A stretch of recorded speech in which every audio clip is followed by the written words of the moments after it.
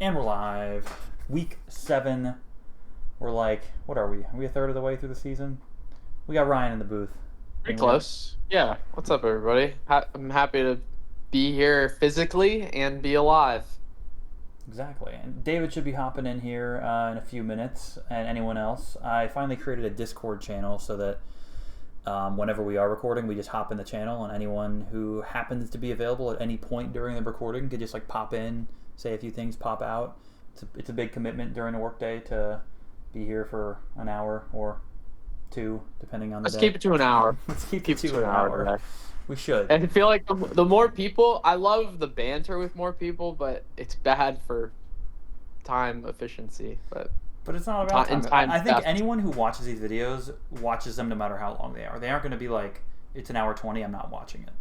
But it's about our time and during the workday is the real driver of needing it to be efficient. Yeah, Bijan, crazy week on Monday night. He's been awesome this year, and I'm sure Mitchell wishes he had him. But ultimately, Mitchell trading Bijan a week ago was what kept him alive. So you can't really knock it. But Yep. let's hop in. James, oh wait, yeah, nice. The Fs didn't make it on the first line. James, 14th. Gets chopped. Yeah, 14th. That means 6 people. Wait, 20, 19, 18, 17, 16, 15, 14. No, 7 people have died, and there's 13 left. So we're past the 1/3 mark of the season. And James, he gets chopped. He had a really good start to the season. He had a couple top 25% performances, and ultimately it was Josh Allen not putting up like a 30-point game combined with his 2 best receivers getting hurt that finally killed him. He never really had any star running backs, and he was carried by the rest, including Ferguson at tight end, who didn't have like his craziest week ever. So My thought on James. Obviously, last week he had some injuries. He had some tough matchups. I don't know if it helps or hurts him that like with Puka and Garrett Wilson and his running back situation, like he was probably going to be like the favorite to get chopped again this week. Like I don't know if that helps or hurts or obviously you can make some moves to avoid that, but he was going to be short term looking pretty rough. So you're saying James was? yeah, he had with his injuries, Josh Oh Allen yes, bye, yes, like yes, yes. he would have been in probably a lot of trouble this week, barring pretty crazy moves. Yeah, I mean it's pretty apparent, especially because it was a weird waiver week for spending, and I don't know if people are just finally pumping the brakes on their spend if they feel safe, or no one wants to spend on Josh Allen on bye, or 2 I receivers that are likely missing yeah, time, and no one else that's really like a stud except for like Jake I think Ferguson. probably a little of both. I mean, like the people in short term like trouble don't like you're not going to spend on somebody that doesn't help you, and I think a lot of the teams that feel like they're good are probably like I want to remain like I don't want to spend on something I don't really need. Yeah, So oh, 100%. That's probably what a combo of both. this is totally that point of the season where the people that feel good about their teams don't feel a need to spend or really make any big moves because they don't need to and they can save their fab for the late game. So it's really just the desperate Yep. teams now spending their money. And this leads to like once we're like right in the middle of the season, it's like these teams right now that like aren't good enough and need to keep spending are just going to be kind of boned by the middle of the season because they're going to not have fab and their team's not going to be that strong potentially. So it's a this is where the usage of fab gets really interesting at this point in the season. All right, your Grim Reapers. There's 2 new names on this board: Devonta Smith and Travion Henderson. This is maybe the first year where all of the Grim Reapers so far actually make sense. Like these are people like Devonta Smith and Travion Henderson. Henderson because he was such just like a highly touted rookie that people just are still expecting that production to eventually happen, and so he keeps making it into starting lineups and he's not producing. And Devonta Smith is just not having a year so far. So And he's very boom bust when he he is does. boom bust. He'll have some moderate weeks, like 6 catches for 80 yards, and you get that. But yeah, he For only sure. has like what, For- 1 touchdown in the season or something. I think he has boom. Sure, more so no data to back this up. He's boom bust tendencies. Yes, he does. And Right now, he does. So yeah, Bills defense. No one. The Bills D is on Jake's team, but they're on bye, so we'll see if Jake does anything with them going forward. And I believe all these people are rostered too. Still, a lot of times people make it. And Travion is starting again. I believe. Who's Both starting him? Travion is being started by Jack, and Worthy is being started by Jake Young. So they will both have another crack at it. I think they should both be. And Max has Devontae. Yeah, Max is a candidate to go. Jack and Jake, I think, will be okay. I would think so too. Jake does have all his Ravens guys on bye, but his team's still pretty good without him. Yeah. All right, the top 25% elite of week 6. It was Jake, Potter, and Jack. Only 3 people now make it into the top 25 and bottom 25%. Average score of 131, which was the same week over week. The ceiling has not risen in 3 weeks, as we'll see in the box and whisker coming up. Bottom 25%. Ryan getting his 2nd straight trash can, but let's go. Better to have it than to be dead. Let's go. James getting chopped, obviously, and then Cooper and Ben also ending up with the ice cubes. The average of this group, this 4, was 68, which is down 8%. So the floor went down. Only 2 teams on bye. It wasn't even a huge bye week. You're right. It was Texans and Vikings. Yeah, Texans and Vikings. That was it. Yeah. So it wasn't even a big. Pretty inexplicable. Just pretty injuries inexplicable. and just bad performances. Like it happens, and here we go. Yeah. We can see. You can see how it the ceiling is just like stayed flat almost these past 4 weeks since week 3, but the floor keeps going down. I think this week. I mean, it has to come back up this week. This was a lower floor. This is the 2nd lowest low score of the season, besides week 1. No, sorry, I forgot Matt's here, so that it was an outlier, so the line didn't make it. But yeah, the 3rd lowest score of the season in week 6. So I mean, it can happen. But to have 2 teams right there, you and James, like right here, these are the 2 worst scores in any of the last 4 weeks. If you look all the way back to week 3. No one scored less than you both. So, Ryan, you survived with the 2nd worst score in 4 weeks of any team. So, congratulations. And what did I do last week, too? 2nd to last, you were like 70. I was a little higher. 73 points, something like that. That's pretty wild. So, yeah, not much else to say outside of that. Team of Destiny. Team of Destiny. It's always some weird team that makes it. I mean, James, I would say, is an example of a team that starts the season strong and then gets eliminated. Like, it always happens. Yeah. Battle of the Unks tonight, as they're calling it. The combined age of 81 between Joe Flacco and Aaron Rodgers duking it out tonight in an AFC North matchup. Not too many starters this week. Jalen Warren, Gainwell, DK, and the Steelers D on the Steelers, and Chase Brown, Jamar, and T on the Bengals. That is pretty much it. Some names that, we love a good frisky Thursday night play. Some names that I'll throw out there that could still get scooped up. Noah Fant. Calvin Austin's out, I think. Okay. Never mind. Noah Fant. I don't know. Gesicki and Tanner Hudson, became the starter last week when Gesicki went out. It was weird, so he caught a touchdown, but he's also out. So it's Noah Fant time.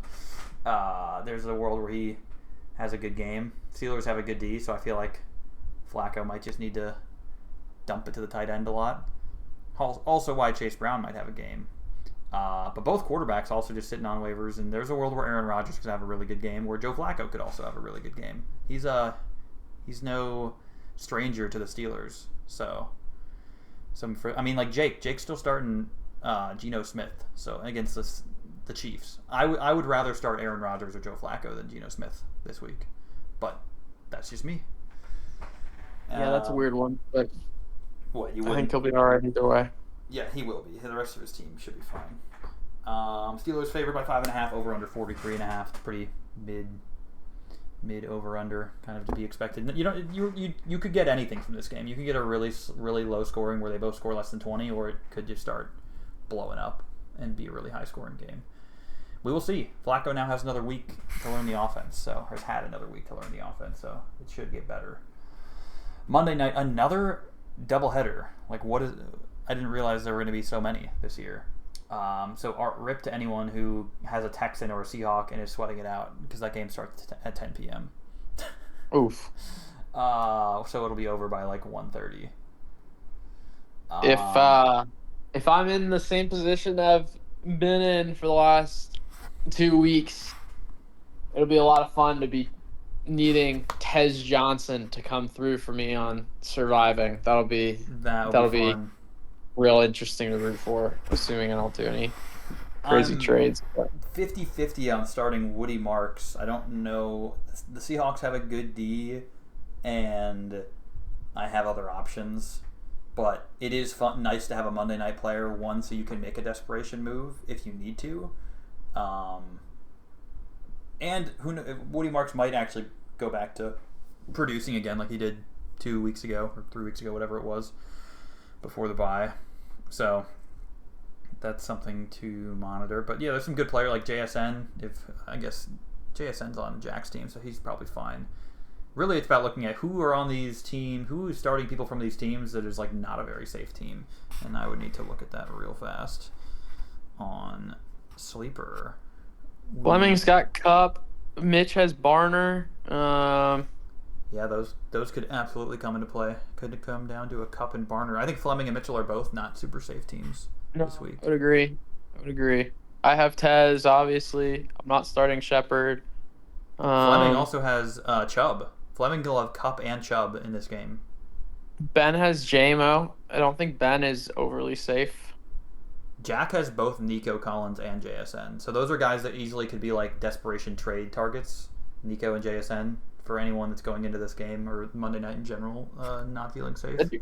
That'd be really interesting if Jack opted to move one of them, because I know he was set, and then he got a bag for HN, and like if you're Jack, you're probably not like overly eager to just. He doesn't need to. He has Fab and he has No, players that's right what now. I'm saying. He should like, just if hold off. If I'm Jack, I'm like, do I really need to I mean, it would have to be. If you're getting an overpay, you might as well take it because then you can buy them back or buy back someone of a similar caliber for cheaper. Hopefully, I mean, Potter's got a lot of Fab. There's. Yeah, I don't know. I mean, it'd have to be crazy. I would imagine Jack Potter, to do anything. To his team, he's got the Seahawks D and Charbonnet, so that's two guys. Yeah. Both in this game. His team looks a little better though if CeeDee Lamb's going to be back in this week. Yeah. And then the Lions game, Mitchell's going to have some here too. Monty, yeah, it's true. Ben has Gibbs and JMO. Look at that. I mean, I think those will both be fine. And Fleming has Goff. So yeah, lots could go down. Yeah. We love it. For this league, I love a Monday night doubleheader. For watching football, I don't. These are not going to overlap as hard though, because normally it's 7 and 8. Now it's 7 and 10. So by the time the Lions-Bucks game is over, it'll be like middle of the first quarter in the Texans Seahawks. So it's like not going to be that bad. Yeah, should be fun. Our week 7 standings. RIP to James, all the way up at 4th in the year on current points for it, 609. He's in the 600 club of averaging over 100 points a week and getting chopped. And it's actually go ahead actually before I say what I'm going to say. No, I hate to talk about myself. I was 4th 2 weeks ago in points. That's pretty wild. What a fall. I think you combined for 130 like points. 100. Yeah. So that'll do All it. right, keep going. Yeah, keep going. Because that would mean, take away 130, you were at 400 through 4 weeks. You were averaging 100. Now you're averaging whatever that math is, 80. Yeah. Yep. Not good. But segue. I think I like for future. This is a thought for future seasons. I think a fun payout avenue is who has the highest average score through the first 6 weeks or something, because a lot of times you could be like red hot to start the season and then die. Like I want to say in one of these past 2 years, Mark would have qualified for that as someone who died in the first 6 weeks, Probably. but Yeah. had the highest average score. Maybe And that would include if you died in week 4. If you had the highest average score through 4 weeks and had a higher average score than anyone through 6 weeks, like Mark here actually averaged 100 points. This is just short of 100 points here. Actually, we know 5. Never mind. It's less than that. Way less than that. 80 points. But you get the point. I'll explore that, but just throwing it out there for anyone that maybe has a thought on that. Just nothing huge. Like maybe it's something like $20. Like not even your full. I'd be down for that. I'd be down for that. Rewards like early somebody who maybe success, just got even if you unlucky die. one time. Exactly. What'd you say? Yeah, exactly what you said. Basically, like reward someone who is hot to start the season and gets unlucky and dies. Yeah, let's do it. Economy. We're down to 554. Only about 100 or so out of the market week over week, and it was about 30 or so from James getting chopped. He didn't have that much, and then the rest was spent. Big spend was on like Puka for like 38, and then a lot of other little ones here and there. So Potter hasn't really spent much. He spent a little bit. He got like Charbonnet and some other guys, but he still has 85. Max still at 71. And then a lot of people kind of in this mid-tier, and then Cooper and Walker at the bottom. So not much to say here except that Cooper and Walker are new to the bottom. Fleming went up. He got a little bit fab this week from a trade, so he's no longer at the bottom. But, I mean, Walker was at 0, so the fact that he's at 17, I mean, obviously it's not much, but good on him to just get some spending cash. Sure. I agree. Better to have that than nothing. But he has players. Like when you have a team that's strong, you can always just trade a player to get fab. So it's not hard to get fab if you have money or if you have players. All right, week 7 buys, just the Ravens and the Bills. And so really this doesn't impact anyone too hard, especially because no one had Josh Allen leading up to this week because James got chopped. Like you said, James would have been in a tough spot this week, really. He would have been really in trouble. Josh Allen on bye and his 2 best receivers hurt. But I now have Josh Allen, James Cook, Mitchell He had to desperately trade him because he needs someone this week. Those are the big names there. I dropped Shakir, RIP. I love him, but I just I needed room for my guys. So he had to go, sadly. Fleming has him. Take good care of him. And the Ravens, like Lamar was already hurt, so it doesn't really impact much, but he should come back after the bye. And then your only other big names there are like Zay Flowers and Mark Andrews and Derrick Henry. So a pretty light week for buys, so I would really expect the floor to come up on, just overall scoring for the week. All right, our Fantasy Pros versus Sleeper chart. Mitchell, really, really down there. And then you got me, Ryan, and Fleming in the bottom can't even half of both. See it. No, it is. He pulled from Fantasy Pro. Fantasy Pros is like vertically. He's skewing it vertically. So Fantasy Pros really hates him. Sleeper is like. Does that you and Ryan are about the same. And you want to know why? Well, does one have like Puka and one not? Speaking of which, yes, Fantasy Pros has Puka out. Sleeper has Puka in. So hence why. Yeah. Everything. Ryan and over would shift right if Puka was also ruled out on Sleeper officially. Then Mitchell would move more to the left. But right now he is right in line with you, Ryan, if Puka plays, and me. Not far behind me either, and Fleming and Max. Max actually not being loved by Sleeper. Yeah, that pretty much covers David, Jake, Walker, Cooper, Johnny, just barely sneaking in to the green in both. Next week, rest of season. As you can see, it's pretty much the trend is if you look good this week, you look good rest of season. That'll be the case on weeks with not many teams on bye. On weeks with lots of teams on bye, you're going to get some people that have a bad this week projection but a good rest of season. Like no one's in the bottom right here. No one has a bad this week but a good rest of season projection. I thought my rest of season would be a little better because Josh Allen is on my team for the rest of season, but not this week. But ultimately, I'm pretty much the same for both. Mitchell has a decent rest of season outlook if he can get by this week. And then Fleming, Ryan, you guys are kind of also in the low lower tier for rest of season rating, and not great for this week either. But Jake, Jack, Walker, David, Max, Cooper, Potter, all in the green here.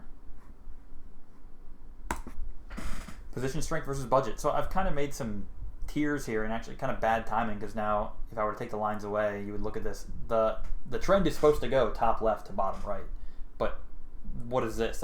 This is like almost the opposite distribution. It almost goes bottom left to top right. Yeah, that's crazy. So teams that are bad also have low fab. That being Fleming, Mitchell, Ryan, Ben. Ben keeps wanting to talk about his team being strong. So if the analytics bet is not agreeing, but in theory, if we had everyone on this distribution of top left to bottom right, I think these lines would have helped like distinguish who's in kind of what tier. Because the more, I color coded it, so if you're in the green, the yellows to the green or above, then you've been doing things right. Me and Walker kind of right on that center line, pretty much. And then the teams that are good have fab. Every team that's in the top, okay, except for Cooper and Walker, but most of the teams that are above the average of the league in position strength also have more than the average fab, except for Cooper and Walker. That's pretty wild. Me and Johnny in the category of we're kind of weak, but we have fab, moderate amount of fab. But yeah, that is Potter's got a lot of spending power, and his team with CD back bumped him into the green. I think he was over here. So Potter's done a good job over the last couple weeks, like kind of riding the I don't know, just he weathered the storm. He was not in a good spot. Yeah, but now and I think the doubt, like the moves he made, like Dowdle for like the short-term security, and then like other like long-term moves to like prepare for when CD comes back. Like, I think he made some good moves. We'll show it on his slide, but the net, because he traded for Derrick Henry and then traded away Derrick Henry and got some players in between. So like when I show the whole net of trades, it doesn't show Derrick Henry. His net trades this week it's hilarious what he got for what he gave, because how he worked Derrick Henry in those trades. We'll get there, but it's pretty hilarious. Might be the biggest overall fleece of trades in a week from someone. All right, I think there's actually more categorizing here because, as you can see, it's kind of well distributed this time. I think David, Jake, and Jack are the three best teams, and the graphs agree. We have some people at 2.5 that I'm not going to put all the way up here. I think Max and Potter are like just a notch below these three, so they're close, but I'm still going to put them in like the mid category relative to these guys. And then Cooper and Walker, basically their 0.5s are only coming from their fab, and that's why I'm going to give them a questionable long-term outlook, just because if they have less spending power, and that's about it. And Ben, I feel like I sort of generously put him in here, but he does have fab. Or no, he does not have fab. Why did I put him in here? He's good in the short terms, because he doesn't have fab, but his team is good enough to survive now.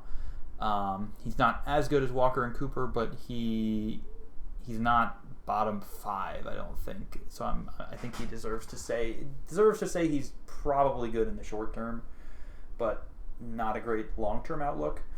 And then Johnny also in this middle tier. I think he's not far off of where Max and Potter are in terms of the strength of his team. He's also, to give him props, like his team was favorite to get eliminated for like 3 weeks ago. Yeah. And now he's pulled it together. Judkins has become really good. He went and got Josh Jacobs. Rashad White's been helping a lot while Bucky's been out, so he's handling it well. I think I'm the only team that I can say doesn't look good now, but should have a decent long-term outlook. I think I have more fab than you three here, and I have Josh Allen coming back after this week, so I'm hoping that can help me. And then we've got Ryan Mitchell and Fleming with nothing going for them, so you're all down there. No qualms from me. I think good, because I felt pretty good about this. Ben, you could throw, if you want to throw Ben in either the who knows or the danger zone, you could, but I'll give him the short-term viability. All right, team by team. Were we doing good on time? Yeah, 20. We're doing all right. We can breeze through these. David has not hopped in. I don't think. David, did you? Did I miss that? Nope, David's not here. He said he might, but he probably got pulled into work, which is crazy on a work day. Classic. Imagine. Imagine getting pulled into work on a work day. Couldn't be me.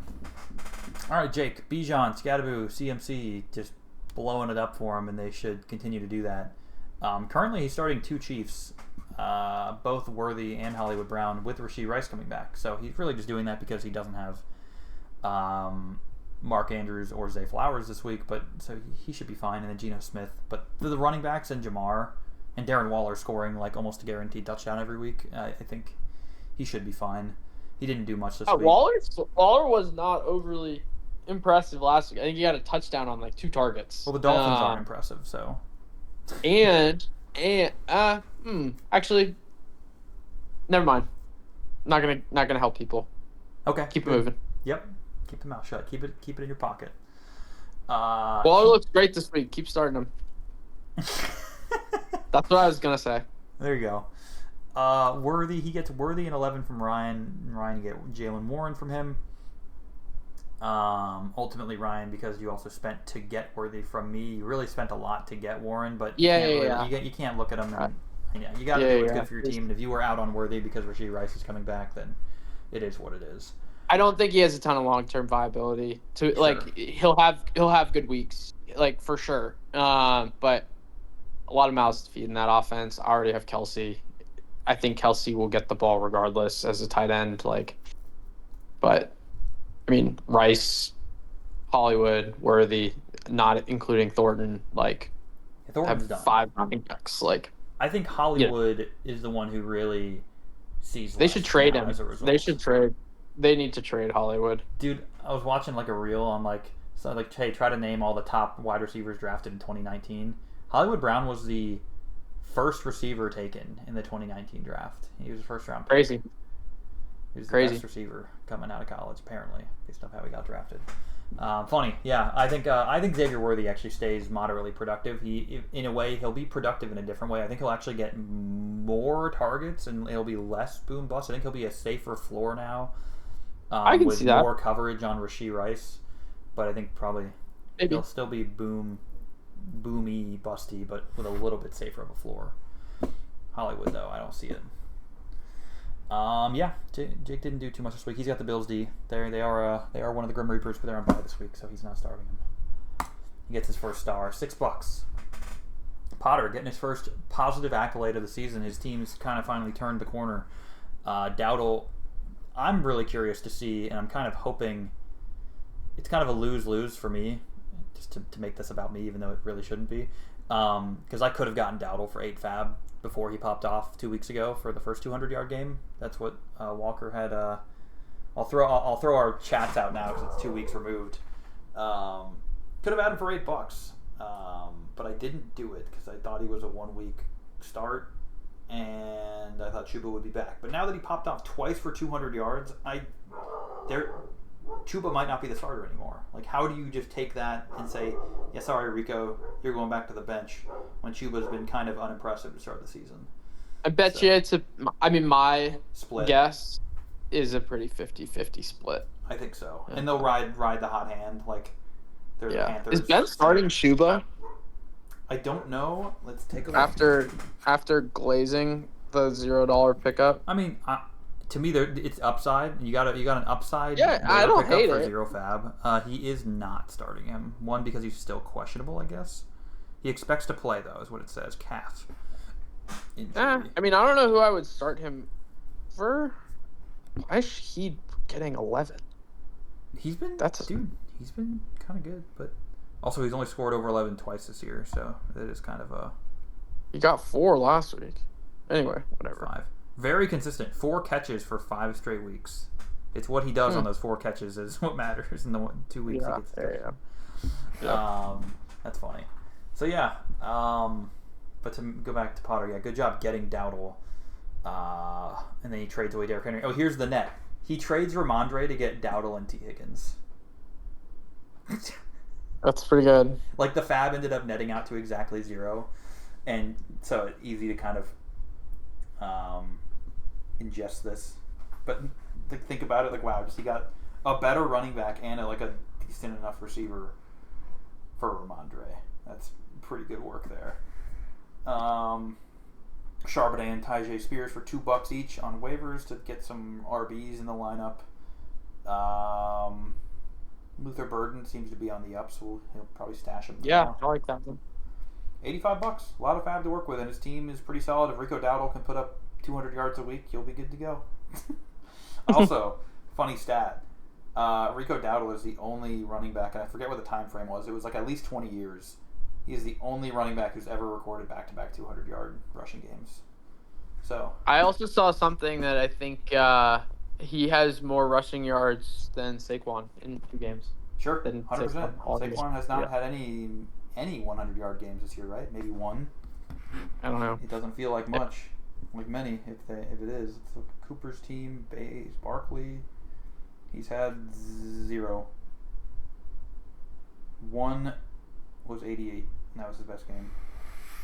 Pretty down year for Saquon so far. All right, Jack's team. He's gotten an accolade every single week. He still maintains the really strong wide receivers in his flex. He's got almost the number one in every position. I wonder who the number one is over JSN. It wouldn't be Puka because he's out. So we'll have to keep an eye on that because JSN's been so awesome. Drake London last 2 games has scored 20 plus. Nico's good. Odunze had a down week, but he's been really good this season. And trade wise, he got Puka for 38, and then traded him to Mitchell. Mitchell is obviously hoping he plays. But yeah, lots of trades all around. He gains 50 fab across all these trades. But he net spent on Puka and then traded Puka away. So call it really he gained 12 this week across waivers and trades. But trades away Achan, as we mentioned. I don't know if we mentioned it in the video or if it was before when we were talking. But yeah, Achan over to Ben. It was Ben, right, that got Achan. Yep. And yeah, but now he's got Odunze. He also grabs James Cook. That doesn't show here, but he's got James Cook, which will in theory fill in for Travion Henderson once he's back from bye. So his team, Jack's team's going to be looking pretty solid. He's going to roll with CJ Stroud this week, just with whoever. Godspeed. He and Jake just kind of rolling out whoever at quarterback. The fact that Aaron Rodgers is not rostered by somebody this week against the Bengals, I think Jack or Jake could very easily plug Rodgers in. Like I think there's a world where he definitely does worse than one or both of them, but I'm just surprised that nobody gave it more thought. Yeah. After Jake complained about Geno for like 5 minutes on last week's call. Yeah, it's pretty funny. But it seems like he just doesn't need to.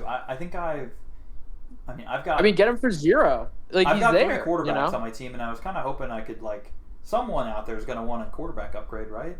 But no one's really biting on wanting a better quarterback because most teams that have bad quarterbacks have good teams and are just. Hey, and you can survive with your quarterback getting 4.6, so go for it. Ryan knows that too well. And Ryan, you could trade for one of my quarterbacks. Justin Fields is a headache, but he had one bad. I don't think he's good, but he had one bad fantasy week. Yeah, which the is rushing why upside helps, of course. Yeah, which is why I'm holding the line. But yeah, he's obviously not a great quarterback, but I think he's serviceable in fantasy. Absolutely, I would agree. Danny Dimes, most points for David, not JT this week. David stays pretty quiet. His team's strong. I mean, he's probably still looking to get a stronger wide receiver 2/flex 2, but the running backs and McBride and Daniel Jones will get it done. We finally saw the boom week from Ted McMillan. I had to do a double take when I saw that he only had 16 points. I was I thought he scored twice. I was yep, he did score twice. He just scored 16 or 17 points off of And I don't think he did much else. No, yeah. Outside of the touchdowns, no. Yeah. So, yeah, David holds on to his 50 fab and keeps his 3-headed running back monster. He should be fine. I wonder if Brees. There's a lot of trade rumors. I wonder if Where do you think he'd go? What's a good spot for him? I'm not advocating this, but I see Rams chatter on my timeline. What? And I know. Imagine this. Just telling. Imagine Chargers. Maybe. Well, what I think is interesting and where I was going with this was there is a world where not just Brees, other guys too. It's like you're almost rooting for them to go to a team where, like, let's just use the Rams for example. Like they get Brees, they replace Blake momentarily.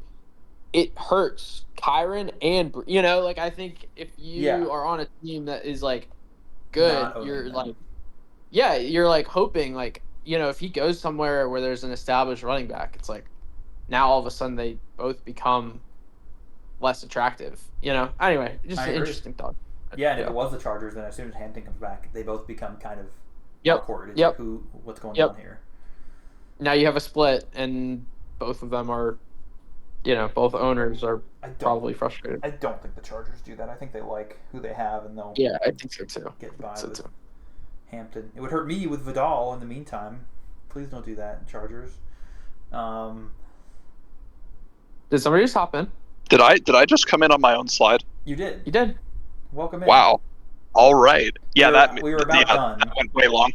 Oh, okay. We well, were I about guess done I'll watch it saying then. you've got 3 solid run. You didn't do anything this week. You didn't need to. You got 3 good running backs. You got Yeah. McBride. You got Tet, who's finally good. But I was saying I was surprised to see he didn't have more points because I thought he scored twice, which is true. He just He did. only did Yeah. that.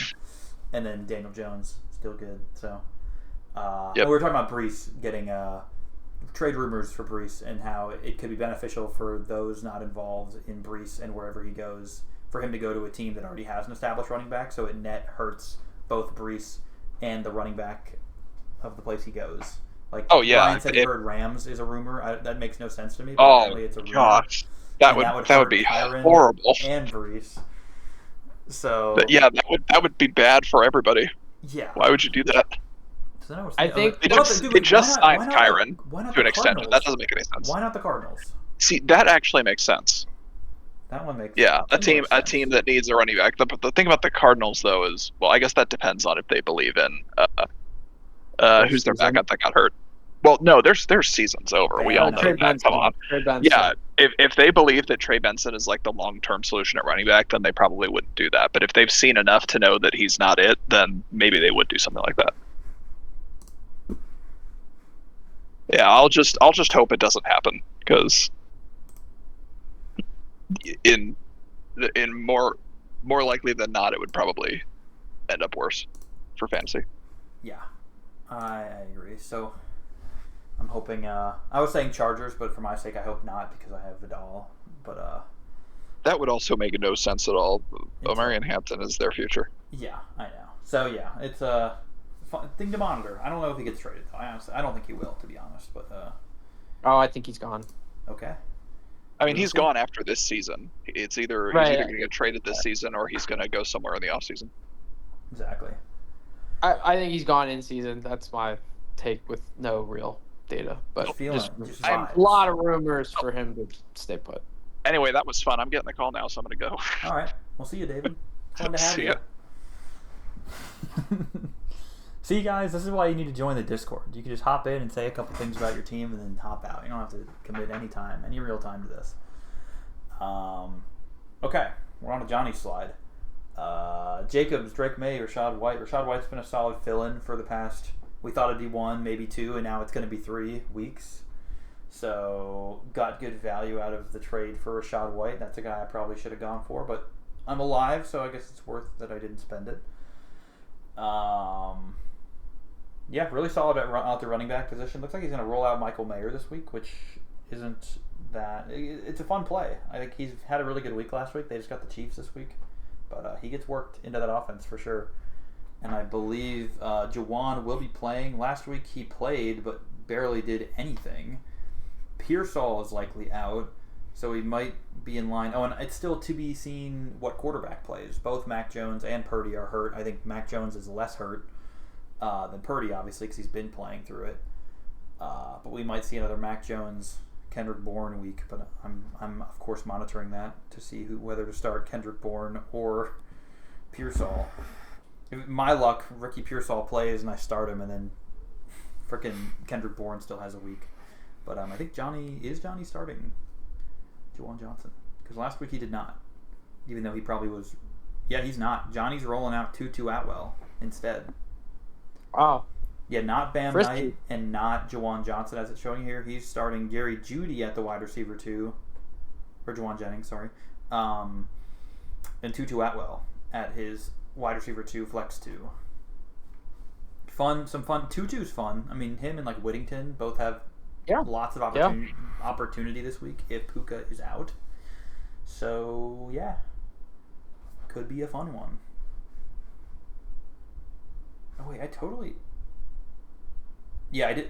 Looks like I did not update his additions and trades this week. This is all from last week, so sorry about that, Johnny. But it was, I want to say, pretty minimal for Johnny. I can check real quick on Sleeper the summary of what Johnny did last week. It's probably not a ton from what I can remember. He adds Evan Ingram. He adds Michael Mayer.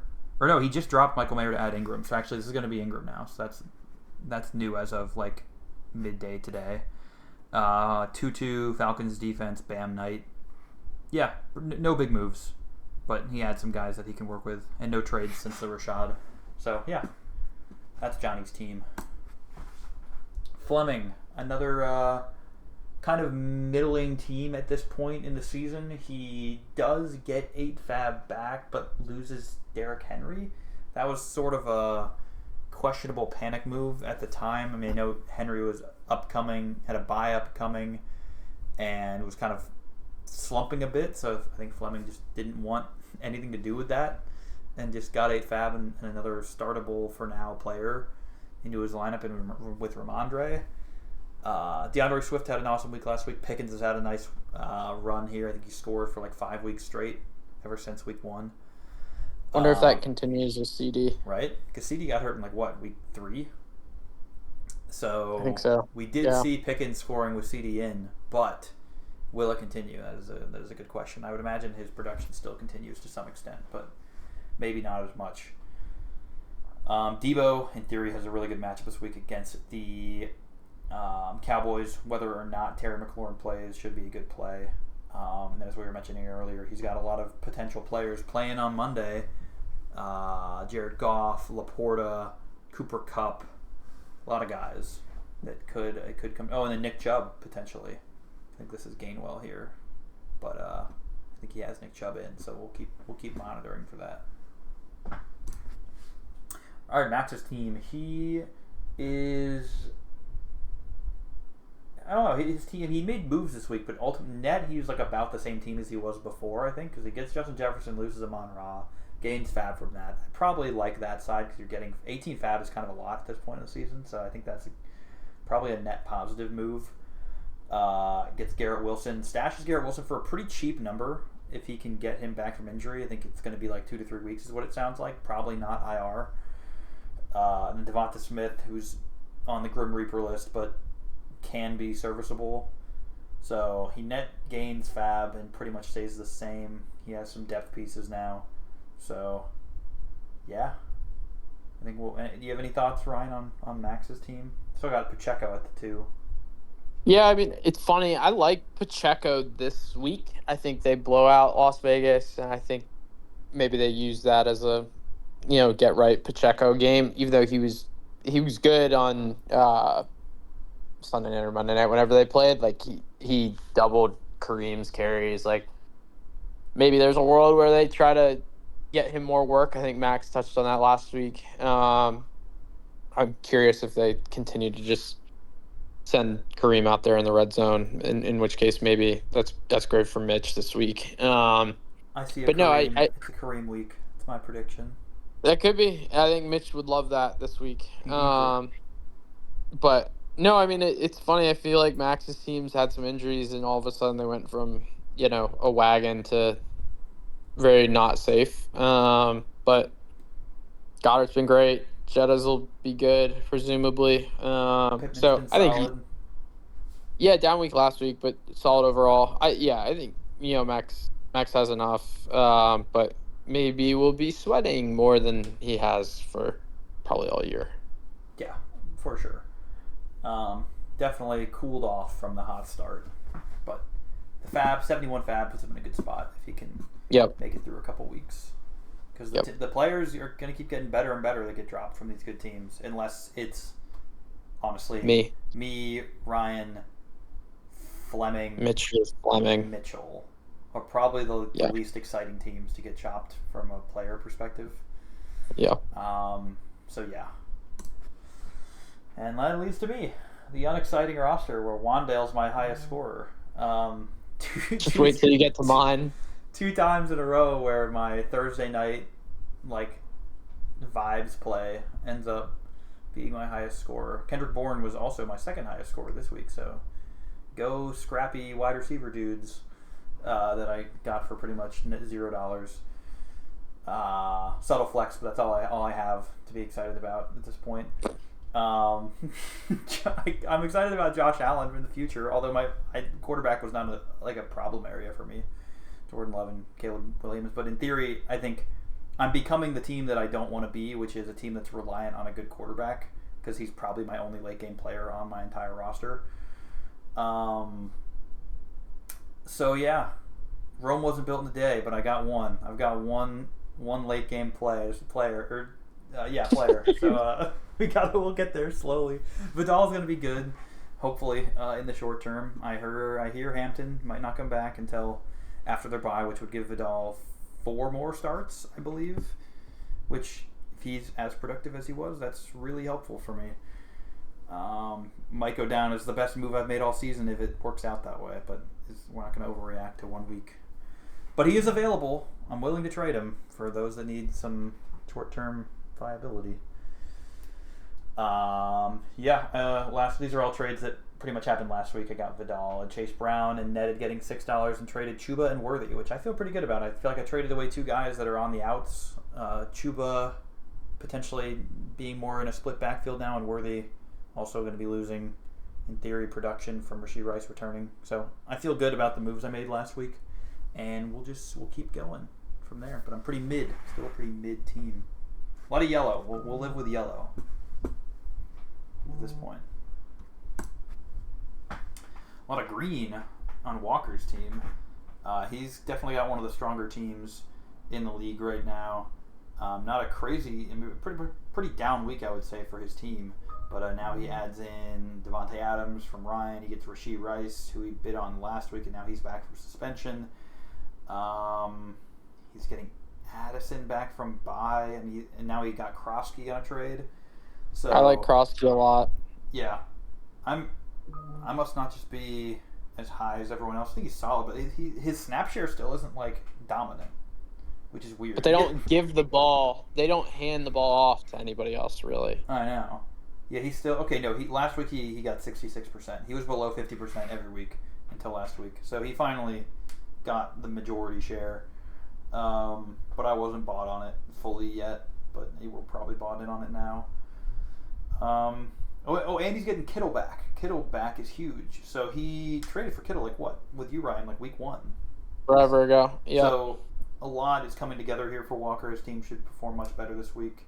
Narrowly missed the Ice Cube this week, but he's got a strong squad here. And these trades, if you look at this net, he gets Derrick Henry, Devontae Adams, and Krosky for Dowdle, Kamara, Olave, T. Higgins, and 8 fab. I think net I would call that a win, majorly.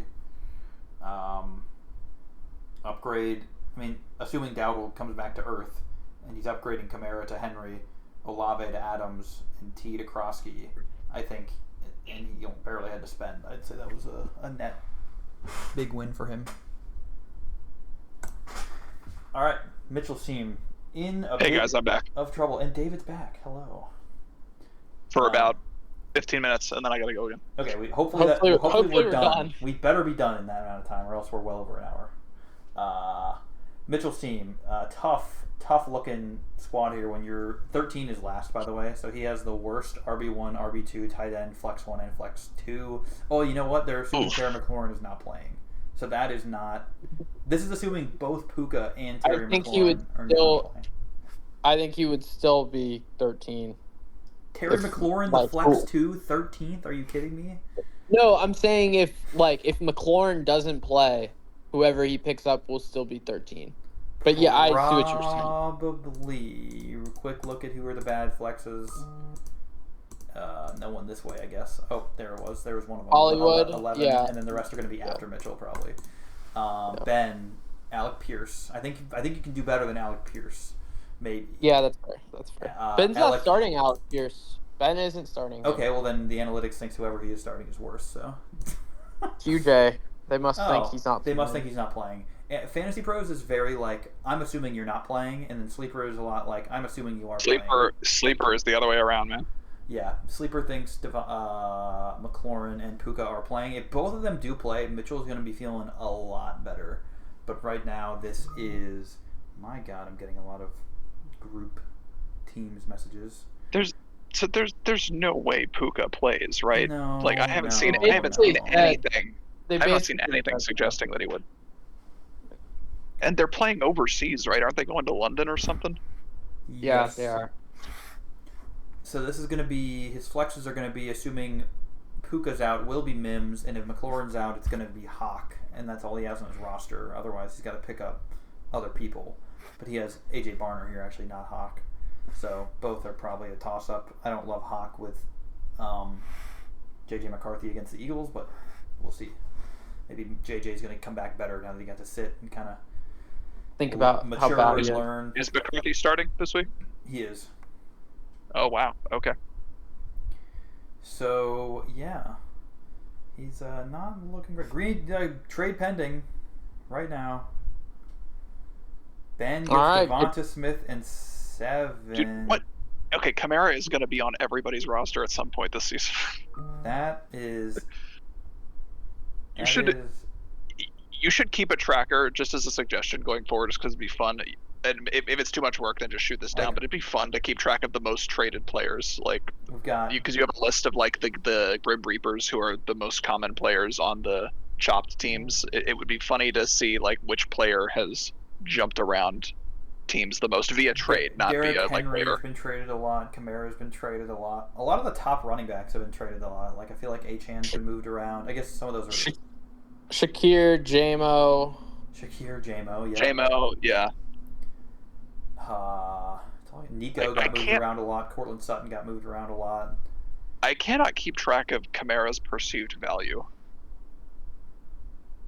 But I guess he's a starting perceived value. Perceived value. Yeah, like I don't know. Yeah.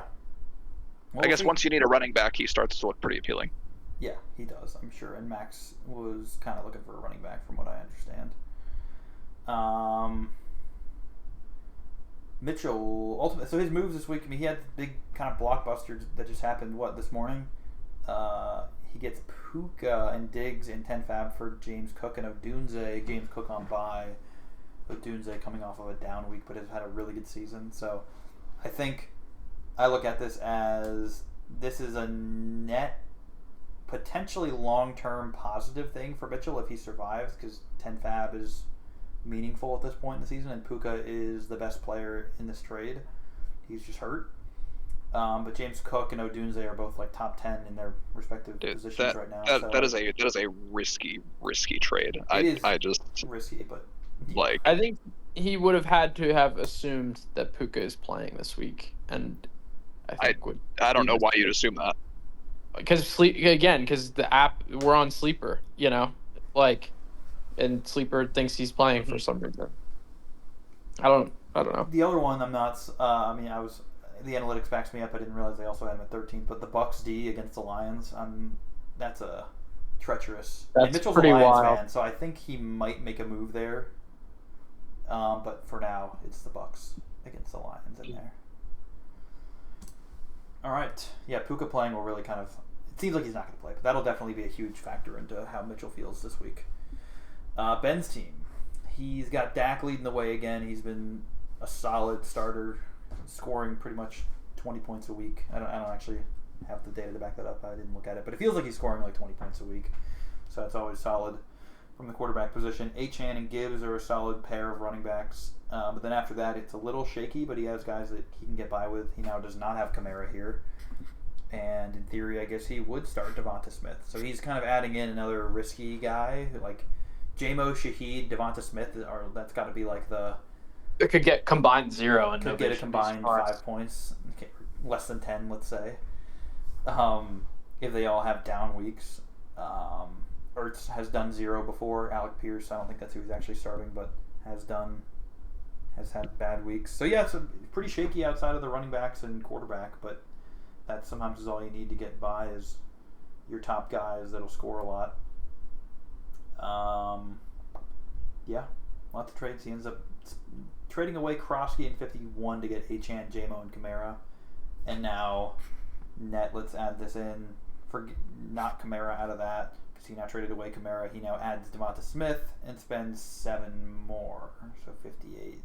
So he's now down to 19 fab. So he's now down in that single digit, or in the tens, in the teens, with Walker and Cooper in fab. So low on fab.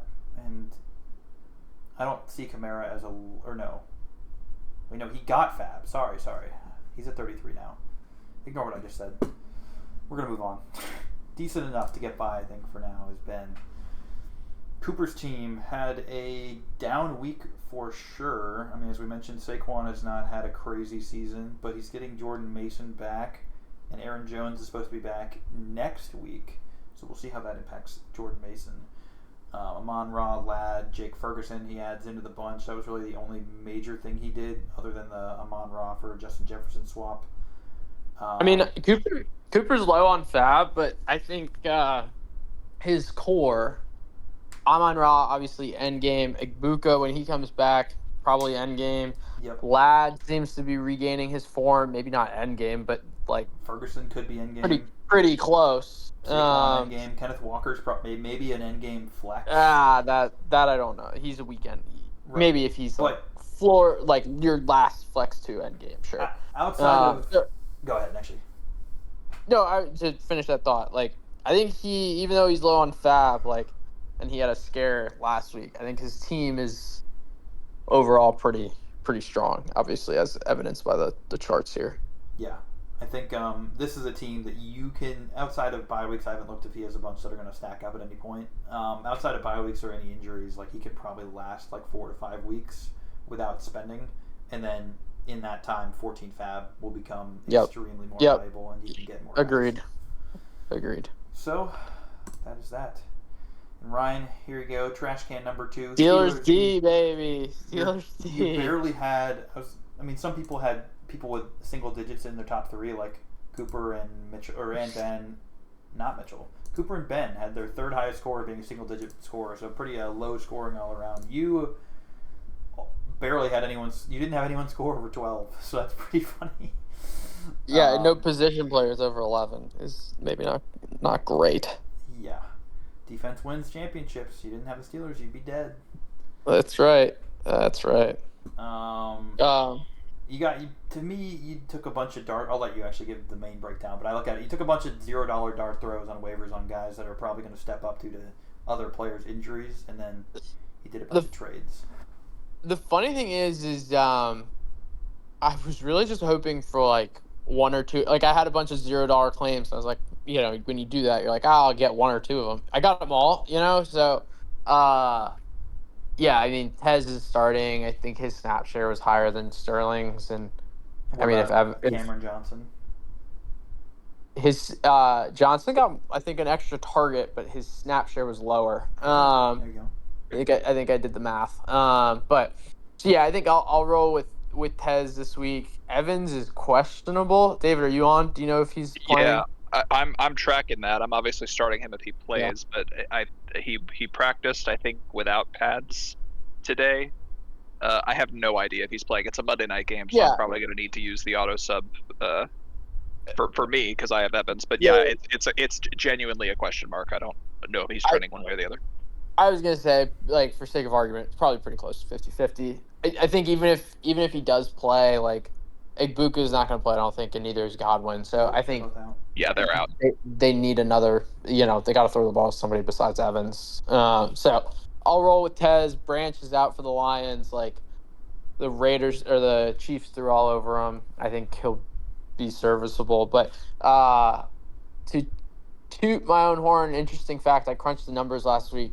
I had the most targets from my non-running backs, more across the whole league. So my 36 targets between wide receivers, tight ends, and flexes was, I think, first or tied for first. So I get volume. Obviously, Devontae was a big part of that, and he's gone. But Olave gets volume, so hopefully that's enough. And somebody finds the red zone. Dobbins has the Giants, and Warren has the Bengals. So some decent enough matchups. I would love to have a week where I'm not sweating on a Monday night. So maybe that's this week. Maybe it's not. Well, But you have a Monday night player though, right? If you have Tez in there. yeah, I said it at the beginning of the. I mean by that I'm hopeful that I don't need him to get me 10.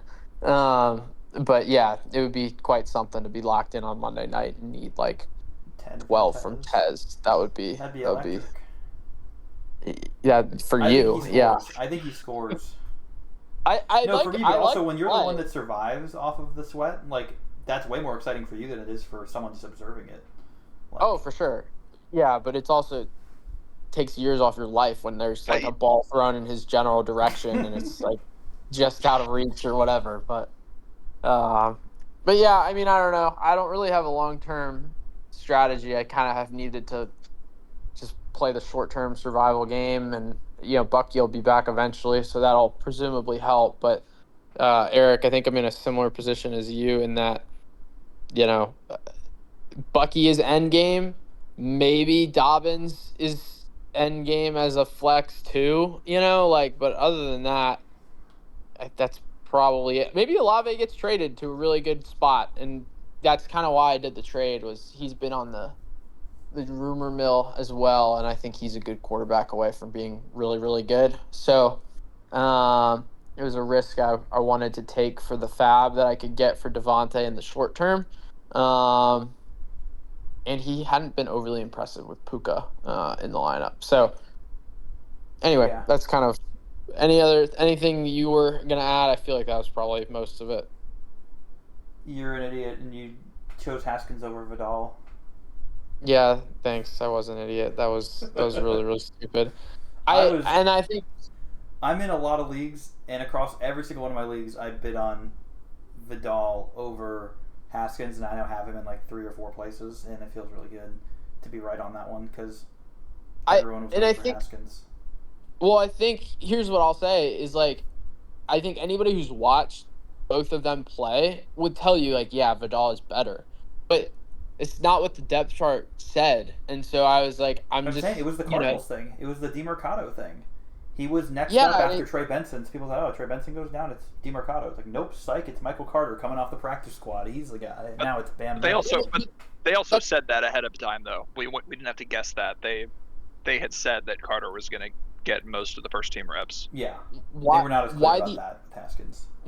Why the F would you not just like, if your practice squad guy is better, like, then what are we doing? Like they're better in their respective. Like Carter's the better,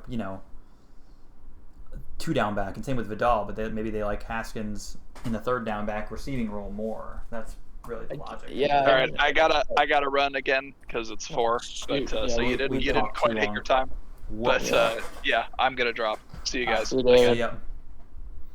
Yeah, I think ultimately what it came down to was like I had a bad London games, and it just like didn't make sense for me to like. Well, it didn't make sense for me to like hedge on both Chargers running backs. I was like, I feel like I need to take a shot on one of them and like get some like, as opposed to go for like the conservative play, which would be rolling both out and one will do good and one will So ultimately that would have been better for me, but. Yeah. Too late now. Yeah, dumb move in hindsight. Another dumb move for Ryan. Add it to the list, the growing list over the last 2 weeks. But here you are. That should be a feature next week. You can Every do all my dumb moves Ryan made over the last 2 weeks, but still survived. I mean, you could go back. Algier for 7 to drop him a week later. JMO for 12 to trade him away. You all the dumb things I did. I traded away ETN before week 1 even started. I traded away Jamar before we got Joe Flacco, which I think he's objectively better with Flacco in. I've done some pretty dumb, but now I'm turning around. I made some good decisions lately, and I think we're getting somewhere. But Ryan, you need to do something fast to right this ship. Bucky, come back, Bucky, please. Yeah, I need you. All right, let's try to do this in 5 more minutes to end this. James is dead. He's not watching. Tough week. Yeah, sorry, James. We already talked. The running backs the running backs were always bad. The receivers getting hurt. I tried to look at if him giving me Chase Brown ended up killing him. Ultimately, it didn't because the 2 running backs that were his RB1 and RB2 were already starting for him at RB2 in flex, so I didn't change that. And they scored less than Chase Brown. But Tyjae Spears scored more than both his starting running backs and his flex. So, like, if he started the right mix of running backs, including Chase Brown, he could have survived. But ultimately, it did not seem like the trade killed him. I would have felt a little guilty there if I did. I guess maybe not guilty, but like, I don't know. It's hard when like a trade that you're involved in kills someone. You almost killed me. And you didn't feel guilty. But you were the one starting that trade. I went to James saying, I want Chase Brown. Please take Chuba off my hands. I'm just... Yeah, it's different depending on who's initiating the trade. But yeah, tough. 36 fab to the void. And my power rankings. I'm keeping good job. Let's go. Good job, Ryan. I almost didn't make it, but I gave it to you. Thank you. Honestly, the difference here is Bucky. It's like the future value of Bucky is all that bumped me. That's fair. That's fair. Jack staying at 1. James was at 2. So this is, by the way, the first time anyone in the green or in like anywhere in like the top 5 of my rankings died in a week, I want to say. So yeah, Jake and David move up 1 just by the merit of him being gone. I think Walker's the big mover, and Cooper's he's not a big faller, but he fell 1 even with getting bumped up 1 by James going away. I think the Ibuka injury is what I'm really looking at there. Hurts his team. Walker moves up with the improvements he's made.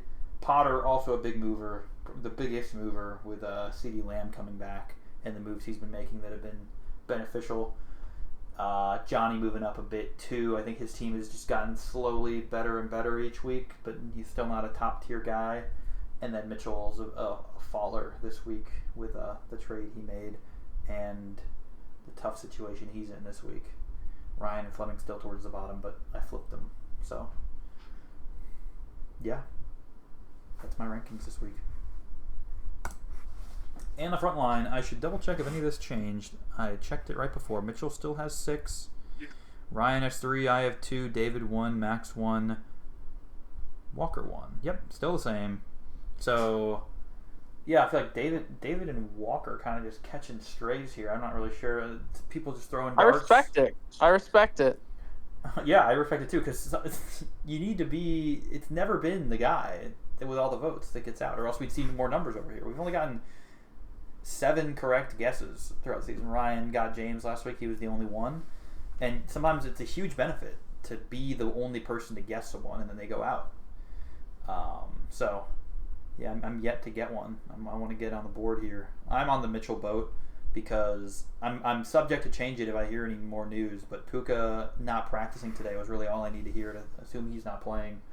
Well, you have 4 hours to change it. I know. I was really just waiting for the Puka news, which I got 2 hours ago or so, to keep my vote on Mitchell. If Puka was going to play, I would move it somewhere else just for fun, just to not be going with the crowd.